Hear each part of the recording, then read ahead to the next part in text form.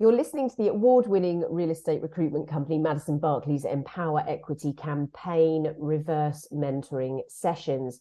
We are supported by Ladies in Real Estate. This week, each day, we will publish a session involving a junior female in the industry, reverse mentoring a senior female in our industry. The aim of the Empower Equity campaign is to address the issue of female retention within our industry. Historically, the representation of women in our industry has been very low, running at around 13% for many years. The good news is that figure has gone up quite dramatically, and the work being done around EDI is starting to pay off. However, the latest figures from the Real Estate Balance Industry Survey 2022, which was released in February, found that at board level within the sector, female representation in our industry is running at 29%. And at senior and leadership level, it is just 27%. And this backs up the problems that we hear surrounding retention. Each female partnership in these Empower Equity campaign sessions will aim to start conversations surrounding issues causing this lack of retention. And the hope is that by opening these discussions, change may be effected and more females will remain in our industry at senior and leadership level. Now it's time to hand over to the junior female and senior female taking part in today's session, and I'm going to let them introduce themselves. My name is Alice Graham. I'm a quantity surveyor. I've been working in the construction industry for about 5 years. So I started my career as a graduate quantity surveyor, and I've been working as a senior quantity surveyor on various corporate real estate projects and different initiatives and schemes. Hi, my name is Adina David. I'm Executive Director at MGT Investment Management. I've been with the company for just over a year, and I do sit on the board of it. I joined as a fourth partner. I'm also head of the rental living strategy, as that would imply. I have been focused on the residential for rent space for nearly a decade in lots of different geographies. And when I moved to London in 2016, I also set up Ladies in Real Estate. So I have been a big advocate for gender balance in the property industry for some time, and very excited to be part of this conversation. Over to you. Okay, yeah, so I'm really excited to do this. Done reverse mentoring before, so I'm keen to pick your brain. The initial question that I had, give a bit of background, is relating to, oftentimes I find there's a lot of things for women to get mentoring, to become more confident, overcome imposter syndrome. So the question really is, what are your thoughts on helping to ensure a good balance between people being mentored to have core business skills versus those soft skills, so that people can have, if you think about doing an MBA where you might look at accounting, ethics, those sort of really meaty subjects, getting the balance right between the soft and the hard skills to enable women to get to senior roles? Yeah, it's a great question. I think, honestly, a lot of companies are still figuring out the right balance and the right steps to take in supporting women to rise through the ranks. I've had a very sort of spotty history of being helped or not. I've sort of had to find the right mentors for me. And I've actually seldom taken part in corporate mentorship schemes because it is a balance you have to seek out. And I think they're put into place because women can be a little bit shy around asking for help and support or putting themselves out there, speaking up in meetings. I mean, I think that's changing slowly. But the idea or the intention, I think, which is well intended, was to help you find your voice in a company, and doing that by giving you some support around you to feel comfortable to stand up for yourself and, find resource that you need, which you might not go off and seek out on your own if you're one of, or either the only female or one of a couple of women in a large team. But I think, again, in my own experience, I've had to go out on my own and seek out hard skills knowledge. So I did a master's degree, not an MBA, but specifically to improve or to show that I could do maths. Even if I could, sometimes you need that degree. I studied political science at university and French studies. So it had nothing to do with going into an investment role. And I felt that if I wanted to go to the buy side, I had to take certain steps. But it was actually a mentor, a close mentor, who guided me along the way and asked me the right questions and sort of opened up my world to other possibilities than, the ones I had in front of me at the time in my day job. So I think oftentimes you need to look around and see. It was honestly looking around the market, people I was working with, and said, oh, actually, I like what this man is doing. I want to be him in a few years' time. How do I get myself from here to there? And I literally sought him out and said, please guide me. What can I do? I know how to do this, but I need others to know that I can do this. And I want to, eventually do this. And he gave me excellent tips. He wrote me a letter of recommendation for grad school. He's now one of my business partners. And oh, wow. 10 years later, or 11 years, I don't know, I've known him for a long time. It was a unique relationship with that mentor, but it can happen. I think when you get the chemistry right between mentors and mentees, it can develop into something that really grows and helps you over time. And I think that's what we should strive for. However, in a corporate setting, if you're just doing a sort of corporate mentorship scheme, it can feel a little bit almost sterile if the chemistry isn't quite right and you're trying to do it to check off a box. Is that doing anything? And I think in that case, you as a mentee should have the power to say, hey, actually, this isn't vibing here. I need someone who I get along with differently, or I think you should have the option to raise your hand and say, could I choose a different mentor, please? Try someone else. Or look outside the organization to do that. And I know that's not really helping mentees or younger professionals stay and grow into one group, but you have to seek out the right culture that fits for you and, with the right sort of people.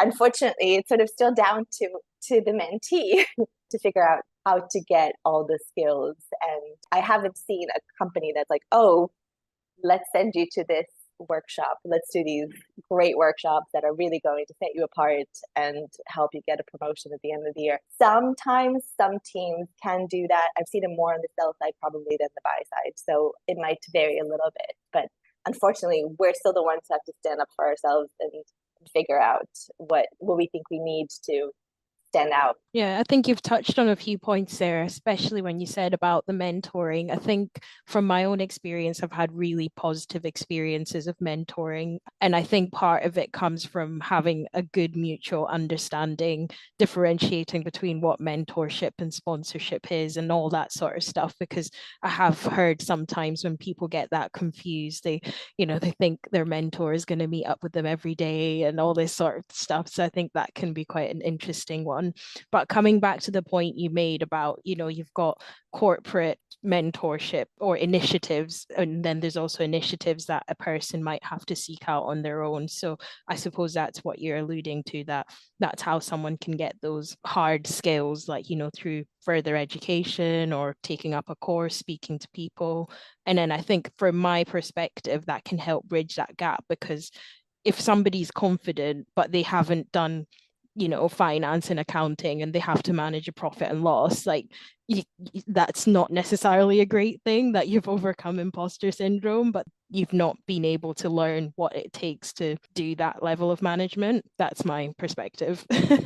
Yeah. And sometimes I think if you find courses, and there are a lot of resources outside of companies or official universities that have the master's programs, there are lots of other resources around from sort of private organizations that can teach you Excel, for example, or other types of skills, or even speaking skills. It's helpful if you identify the things that you might want to improve on, and that might be through mentorship sessions with your mentor, and then find a couple of key workshops or courses that you might want to take, and then take those to your manager and say, hey, I found this, I'm really interested in it. Could you sponsor me to do this? Or could you help me pay for some of it? Could you give me time to juggle this? One of my first jobs in grad school actually was a full-time job on the buy side. So it was where I wanted to go, but I had to juggle that with my master's courses, my graduate courses. I had a really great team who understood that and let me go off to class, have time to do my coursework, etc. So I think it's a balance, but again, it helps if you figure out what things interest you or what things you need to improve on, to keep going, to keep rising up to the top. Yeah. Okay. I think you've touched on it. So the second question related to this was going to be about how can leaders work together? Or I suppose if you're a leader, how do you support people in obtaining that formal training? So you've just mentioned, getting support either by time or helping with funding it. So I think once again, I've had a really positive experience of this, but in some cases, people can be refused training opportunities, and it's not even gender specific. It can be some woolly reasons of why you might not be able to do that. So how can you as a leader support people, but also what advice would you give to people that want to go down that path and are seeking to negotiate some support? I think sometimes and it depends on the company, of course, and it depends on the resources available within that company. And that sometimes has to do with size or what's happening in the market. And they may not be well-resourced enough to provide everything that a very large company could. However, they should, if it's a good cultural fit, they should be able to find solutions for you and encourage you to learn new things, to get some training to help you with that training internally if they can't actually fund it elsewhere or give you that time and ability to go learn it. So I think there are lots of different approaches that companies can take depending again on their scale, size, and resource for this. I think if they want to see their team growing and they are good managers who care about their teams, they find solutions. And if they cannot or they do not, that company won't last very long, or it's probably not going to build up the right culture that you want to be a part of, unfortunately. So moving away from that topic into something slightly different, I think one of the things that leaders like yourself might do is, you'll be sponsoring various groups of people.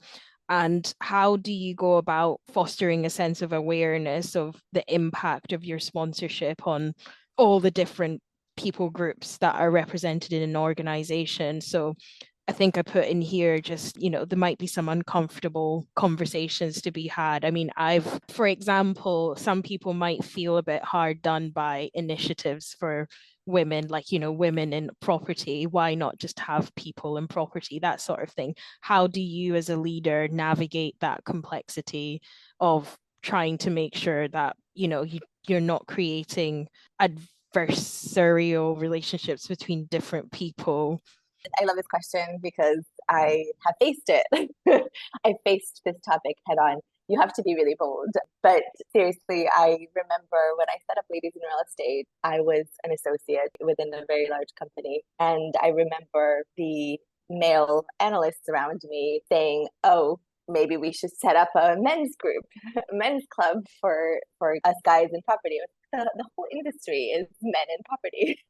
You cannot say that. But point taken, you are aware that women are getting paid a little bit more attention just to be kind of helped up and promoted. And it's a bit of a focus for lots of different companies and groups. So this is a sort of just gendered answer. But I took that away and created the 50-50 concept for Ladies in Real Estate, which invites the men along to whatever events we have, typically a monthly breakfast. So once a quarter, the men can come along to show what a balanced industry looks like. And even with that, I wanted to be balanced, not just, men are welcome to come, because then they don't really show up. I wanted the engagement to be 50-50 so that they're really part of the conversation. And the rest of the quarter, so the other 2 months of the quarter, it's women only. But once a quarter, the men can come. And that was my attempt to address this and say, junior men can start to build up resentment, and then they will not be advocates for the next generations of women coming up through the ranks.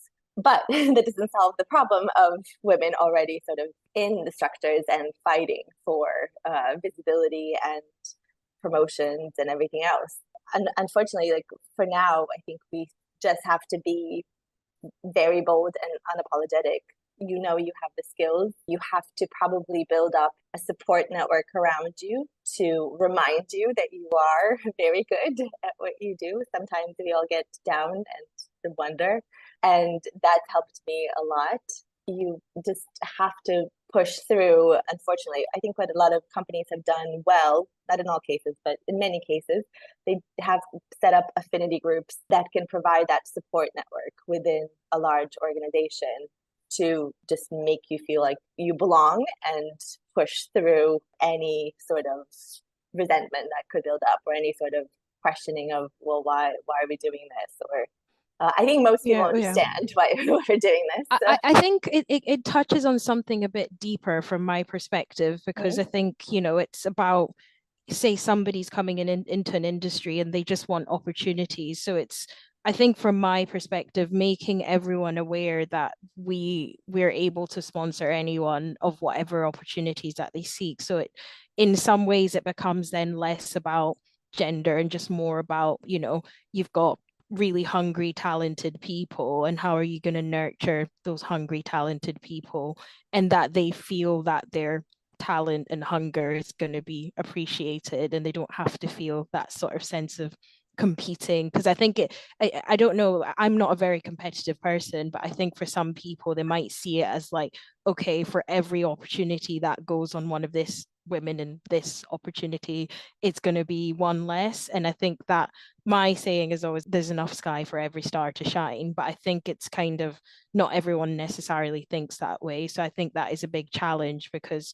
if people are seeing women as competition or using up resource that could have, been spread more, then I think that does create that challenge for leaders to, like you say, to be bold and set the scene to say, actually, guys, we're all together. We're in this together. We're not them versus us. I think that's what leaders need to be doing more, because I just sometimes feel a bit uncomfortable about the way conversations go. And it just feels like, in as much as we might be doing stuff to support women, it's then creating this awkward tension that needs somebody with bold leadership to just say, we're all in this together.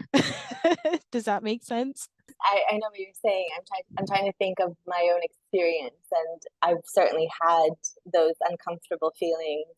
I think what I would say is maybe that the uncomfortable feelings start to go away the more you ask for things, and the more you actually take on that a bit of competitive behavior, if for lack of a better term, and you kind of just push for things you want. And you can, I think a good mentor could help you maybe test that, those asks and ideas out before you maybe make them, requests before you make them to your senior leaders or managers.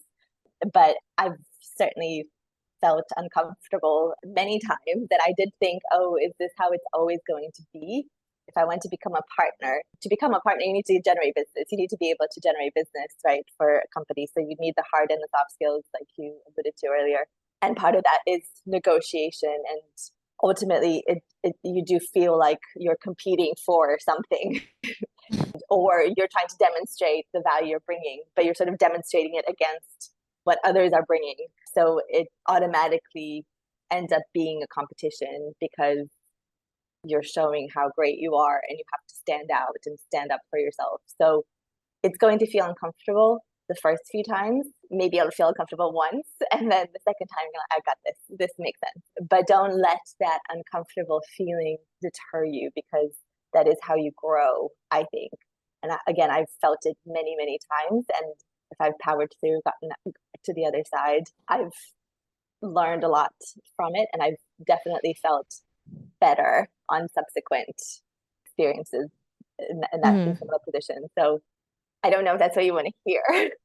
No, I mean, it's good to delve into the uncomfortable. So yeah. Sit with it, fight through it. That's how we make progress. The next question kind of leads into what you said. So say this person has pushed through, become uncomfortable. So if we talk about it in the context of women who maybe have become more visible as a result of whatever great work they're doing, I think from your perspective as a leader, how would you go about supporting women, especially to cope well with increased internal or external visibility that they may gain in the course of doing whatever the work they do? Because visibility is not always equal. I know sometimes people will be like, oh, it'd be a great opportunity, it'll give you visibility. Actually, that can be a double-edged sword. So what advice would you give to people? Well, I think you, again, come back to that support group around you to keep you sane and remind you of your qualities and help you stay motivated. If you're someone who isn't naturally strong of mind, and I certainly, I think everyone faces a bit of imposter syndrome. That's a natural feeling. But in terms of not letting yourself get down or feel awkward about any additional scrutiny that comes to you, I don't know if it's part staying humble and, just showing that you're here to learn and help and grow. Ultimately, I mean, they put you into that role because the managers, the company, etc., the partners felt that you had the skills to do whatever you have to do. So you have to have that conviction that you kind of build for yourself, again, sometimes in part with support from your network and people, trusted people around you. But you have to have that conviction that actually, no, I know what I'm doing. I'm doing very good work. I have been doing excellent work to date, and I'm going to continue doing this. You have to just get on with your role. And if you do encounter any pressures or any, I don't know, other uncomfortable feedback, you try to deal with it quickly. I think, maybe expectations do start to weigh on you, and you start to wonder, am I doing the sort of right thing? But yeah, I think you have to build that conviction within yourself and lean into other senior leaders, your peers, your board, etc., to make you feel good about what you're doing, and you will. Again, it's kind of growing by being uncomfortable a little bit sometimes. It can take a little bit of time. It can certainly feel uneasy at the start, but you remind yourself of what you're doing ultimately and how you got there, and you will realize that actually you deserve to be there and keep going. Can't please everyone, and that's one thing I think women need to get away from as well, is trying to please everyone. You can't be best friends with absolutely everyone. It just will not happen. You're not going to have the best chemistry with every single person you meet, so you do the best you can. I'm going to skip to another question. So the question here is, I think when we talk about women in leadership, we often talk about them like, being an executive position. And there's this saying that says you can lead from any chair. So one thing that always bugs me in my mind is, how do we foster better recognition of the intangible contributions that women make in the workplace that isn't necessarily going to come with a C-suite title, but they're still leading in a way that perhaps people with that C-suite title might not be. So like looking after people, like those check-ins, those invisible things that do make a difference, but you're not going to see them on a sort of statement of why this person has been promoted. It's always the more hard stuff that shows. Yeah, it's the client generation and how much business you bring in typically, but you can build soft power, and that can be hugely beneficial by helping others around you grow and mentoring people and being a good role model and doing other things. And I think when it comes time to promotion, you can demonstrate how you've helped the team grow and how that's contributed to the business as well, and to strengthening the business. I do think that at the end of the day, it will be ability to generate new business and ultimately contribute to the bottom line that is going to be looked at the most. I think there are different ways to kind of play up that soft power as well. So just again, and showing maybe the cost savings you've managed to bring to the business because you've helped so many people and kind of stay and grow within business, or made teams more efficient because you've figured out how to get them to work together better. I don't know, depends on, I guess, the situation, but I think there are ways you could look at the different things you would do that aren't necessarily pure business or revenue generation, to say, hey, this actually also made a huge difference to the company. It should count for something when you do look at promotions this year. It comes back to what we said before, the balance between the soft and the hard skills, and that, well, if somebody applies the soft power, if you want to call it that, to train up, say, the next gen, they invest a lot of time in mentoring, etc., that will have such a big impact on those individuals, and perhaps it might be good for retention or some of those sort of metrics that can link it back to a more corporate way of measuring that performance. So I think the only other question which you can touch on really quickly is the invisible rules of the corporate workplace. What advice would you have for people navigating that? You know, there's a sort of, there's whatever things might say on paper, and then there's just a whole lot of things that happen that are not necessarily written on paper of how the corporate workplace works. That's a very interesting question, because I don't know that I have a great answer. Unfortunately, it really does depend on individual companies and figuring out the corporate culture within them. And some have a very positive, open culture. Others, unfortunately, have created something that is not that, and can feel quite difficult to navigate. And depending again on the size of the company, you may or may not be able to integrate within it. So it does then come down to personality fit versus the corporate culture. Sometimes you just won't be able to kind of break that barrier and make that work super well. But I think the best thing you can do to give yourself the best shot is to just try to be very open-minded when you go into a new role, new company, new team.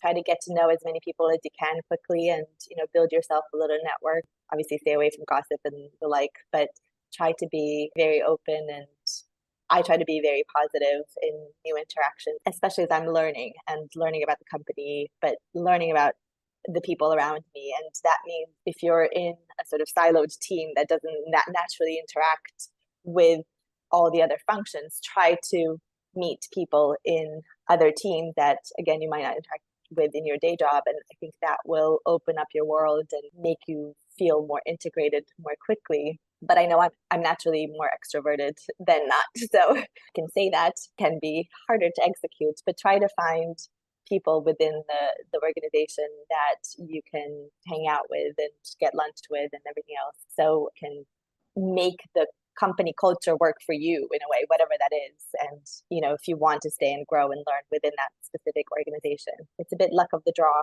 So hopefully that will help some. So yeah, great. Thank you so much. That was a really great conversation. Yeah, I've taken quite a bit away from it. Thank you so much for your questions, Alice. This is great. I feel like I have a lot of questions for you, but that will be for a different session. Yeah, and I'd like to thank you both for taking part in Empower Equity, the reverse mentoring sessions. Please do share all the sessions with all of your networks, and because the more we open up, obviously, the conversation surrounding female retention, I think the more likely we will be likely to see change. The Madison Berkeley Empower Equity Campaign reverse mentoring sessions are supported by the industry network organisation Ladies in Real Estate.